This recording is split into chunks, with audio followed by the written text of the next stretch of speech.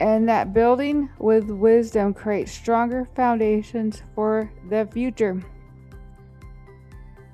Thank you for joining me for another episode of Start Smart with Heart. Now, if this episode encouraged you to think differently about planning and economic literacy, consider sharing it with someone who might benefit from the conversation. Next time, we'll talk about why leadership development is one of the most valuable investments a community can make. Until then, start smart and lead with heart.